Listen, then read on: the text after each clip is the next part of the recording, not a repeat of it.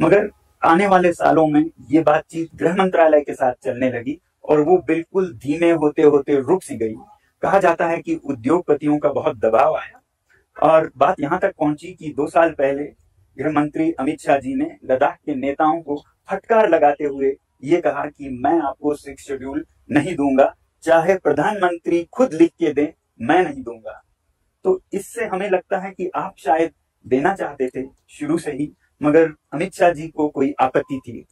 मैं आपसे विनती करूंगा कि आप अमित शाह जी से बोलें, उन्हें समझाएं कि वचन पूरा करना एक आदर्श होता है। रघुकुल रीति सदा चली आई, प्राण जाए पर वचन न जाए। বলা হয় আমির খানের 3 ইডিয়টস সিনেমার র্যাঞ্চো চরিত্রটি অনেকটি তার আদলে তৈরি। লাদাখের সেই গান্ধীবাদী সমাজকর্মী, শিক্ষাবিদ, ইনভেন্টর, আন্তর্জাতিক খ্যাতিসম্পন্ন সোনাম ওয়াংচুককে গ্রেপ্তার করে মোদী সরকার কি একটি আত্মঘাতী বোমা ফাটালো? কথাটা ঠিক আমার নয়, দেশের কোটি কোটি মানুষের। ইন্ডিয়ান এক্সপ্রেস মানুষের এই মনের কথাটাই তুলে ধরেছে তাদের একটি খবরের শিরোনামে। লিখেছে, সোনমকে আটক করাটা কি সরকারের ইতিহাস থেকে শিক্ষা ভুলে যাওয়ার কারণেই হলো? In detaining Sonam Wangchuk, government has forgotten the lesson of history. আন্তর্জাতিক খ্যাতিসম্পন্ন সম্মানীয় মানুষ এবং ভারতীয় ফৌজের বিশেষ শুভাকাঙ্ক্ষী তথা বন্ধু সোনাম ওয়াংচুককে মোদী সরকারের গুজরাটি লবি কিসের ভয়ে গ্রেপ্তার করল? আর তার কি ফল হতে চলেছে? লাদাখের মানুষ সোনমকে প্রায় ফরিস্তার চোখে দেখেন।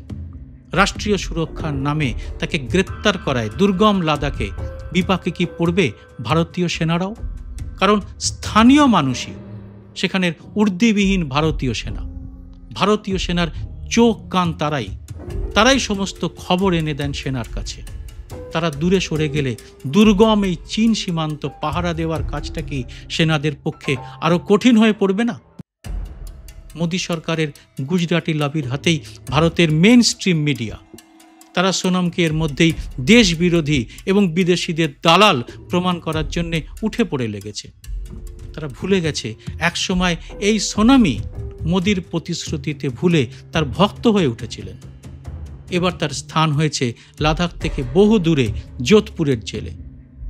ম্যাক্সেসে পুরস্কার পাওয়া সোনামের এই অবস্থা করায় মোদী সরকার আন্তর্জাতিক মহলে কি কোণঠাসা অবস্থায় পড়ল না? আর এতটা ঝুঁকি জেনেও কেন সোনামকে গ্রেপ্তার করতে হলো মোদী সরকারের? কি আছে এর নেপথ্যে? আর কেনই বা আমরা সমতলের বাসিন্দারা জানতে চাইছি লাদাখের আন্দোলনটা ঠিক কেন হচ্ছে, আর এর সঙ্গে কোনোভাবে জড়িয়ে আছে কি আমাদের জীবন জীবিকা এবং বেঁচে থাকা? আসুন বুঝে নেওয়ার চেষ্টা করি কেন বিষয়টি লাদাখের 3 লক্ষ মানুষের ভালো থাকা বা খারাপ থাকা নিয়েই নয়, আমার আপনার এবং এই গোটা উপমহাদেশের প্রায় 200 কোটি মানুষের জীবন এবং ভবিষ্যৎও এর সঙ্গে জড়িয়ে রয়েছে। কেন আম্বানি আদানিদের মতো কর্পোরেটের নজর গিয়ে পড়ল এখানের খনিজ এবং প্রাকৃতিক সম্পদের উপর, তা নিয়ে চর্চা হচ্ছে দেশ এবং আন্তর্জাতিক মহলেও। কেন তাকে সমর্থন করার জন্যে একসময় ট্রোলড হতে হয়েছে অরিজিৎ সিং, রূপম ইসলামের মতো বাংলার শিল্পীদেরও। লাদাখের এই মানুষগুলোর কথা, তাদের আন্দোলনের কথা, তাদের দাবির কথা এবং তার নেপথ্যের আসল কারণটা এবার ধাপে ধাপে ব্যাখ্যা করব আপনাদের সামনে। ভিডিওটি শেষ পর্যন্ত দেখে ভালো লাগলে এটি লাইক করে শেয়ার করতে ভুলবেন না। গদি মিডিয়ার প্রোপাগান্ডার বিরুদ্ধে প্রকৃত সত্যটা মানুষকে জানানোর কিন্তু আর কোনো উপায় নেই।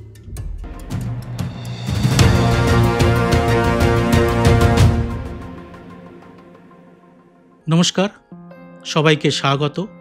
আমি সুব্রত বসু।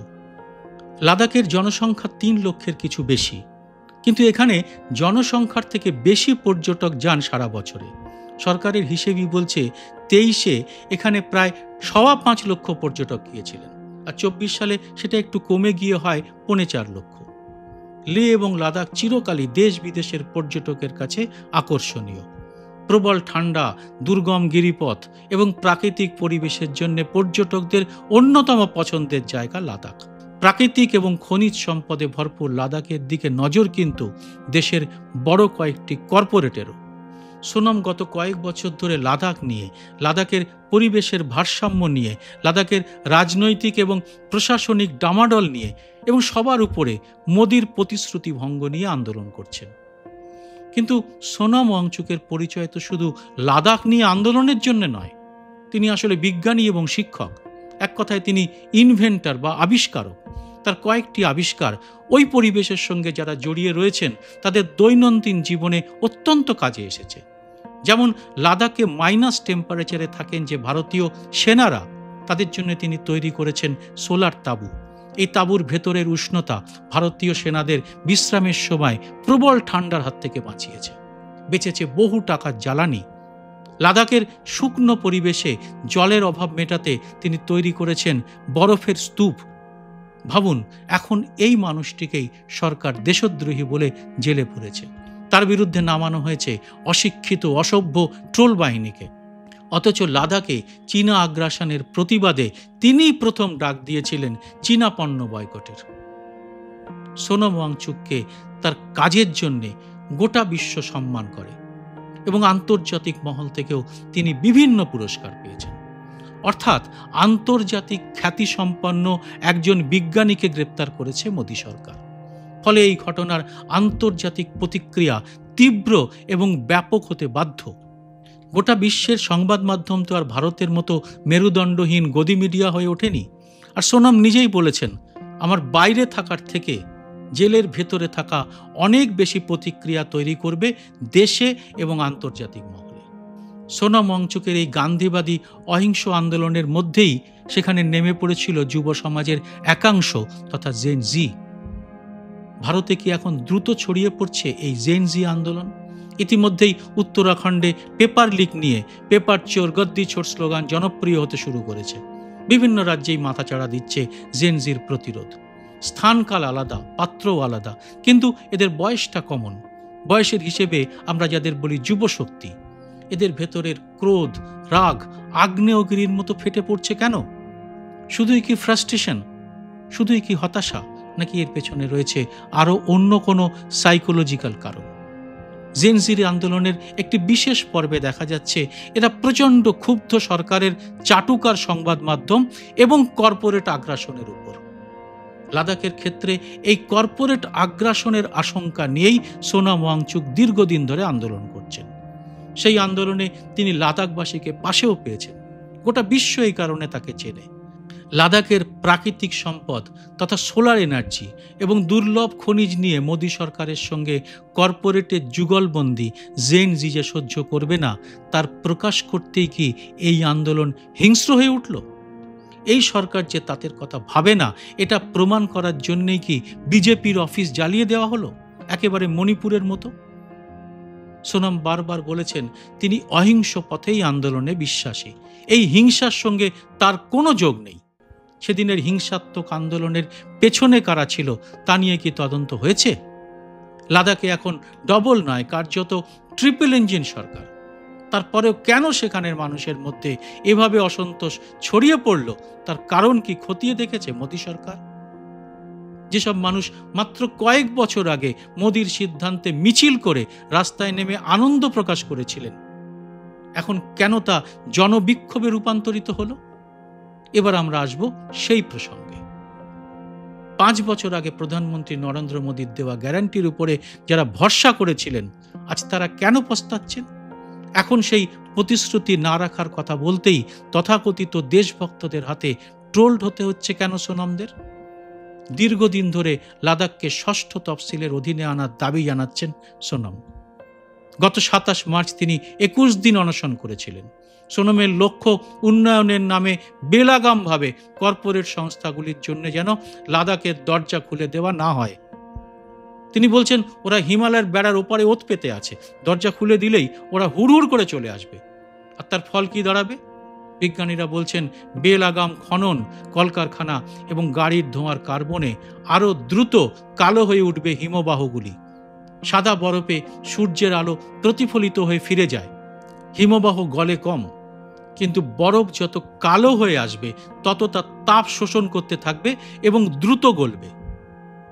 আর হিমবাহ গললে শুধু লাদাখই নয়, গোটা উপমহাদেশ মানে আপনার আমার এলাকার নদীনালাও শুকোতে থাকবে। বিশ্ব উষ্ণায়নের চেয়েও অনেক বেশি দ্রুত ভেঙে পড়বে লাদাখের সংবেদনশীল বাস্তুতন্ত্র। বিপন্ন হবে এখানকার সহজ সরল সাধারণ মানুষের জীবন এবং জীবিকা।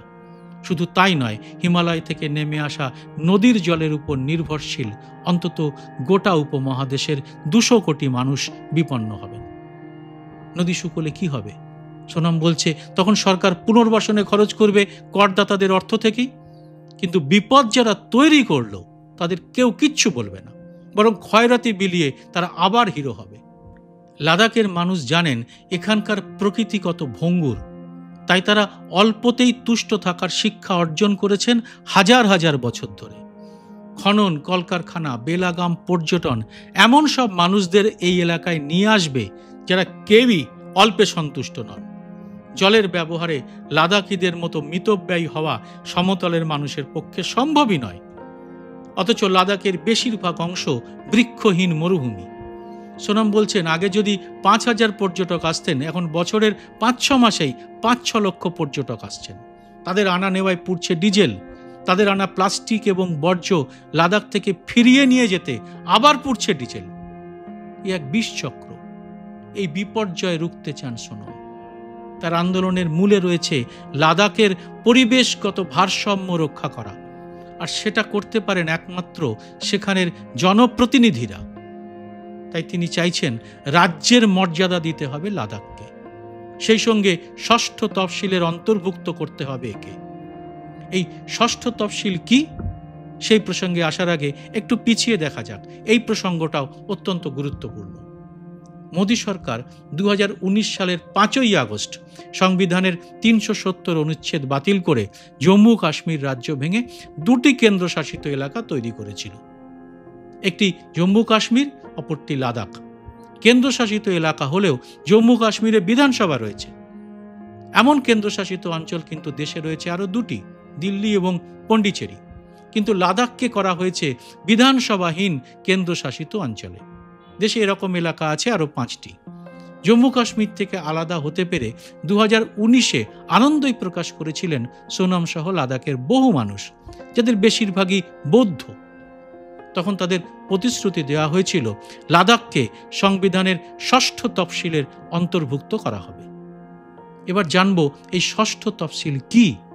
এটা ভারতের সংবিধানের এমন একটি বিধান যা অনুসূচিত এলাকাগুলির জন্য বিশেষ একটা সুরক্ষা দিয়ে থাকে। স্থানীয় জনজাতিরা তাদের জমি, সংস্কৃতি এবং সম্পদের উপর নিয়ন্ত্রণ বজায় রাখার অধিকার পান। এতে স্থানীয় জনজাতি পরিষদ গড়া যায়।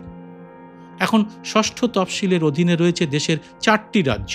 এর সবকটি উত্তর পূর্বের: আসাম, মেঘালয়, ত্রিপুরা এবং মিজোরাম। ফলে লাদাখকে ষষ্ঠ তফসিলে আনতে হলে তাকে আগে রাজ্যের মর্যাদা দিতে হবে, নয়তো সমতুল কোনো কাঠামো গড়তে হবে। তাহলে বুঝতে পারছেন কেন সোনাম রাজ্যের দাবি করছেন। আর এটাই করছে না মোদী সরকার। কেন? প্রশ্নটা এখানেই। কারণ রাজ্যের দাবি মেটানো হলে তখনই উঠবে ষষ্ঠ তফসিলের দাবি। ষষ্ঠ তফসিলে এলে লাদাখের জমি কি কর্পোরেটের হাতে অবাধে তুলে দেওয়া যাবে না? এটাই কি মূল কারণ? জবাব দেবেন আপনারা কমেন্ট বক্সে। জয় হিন্দ, সত্যমেব জয়তে।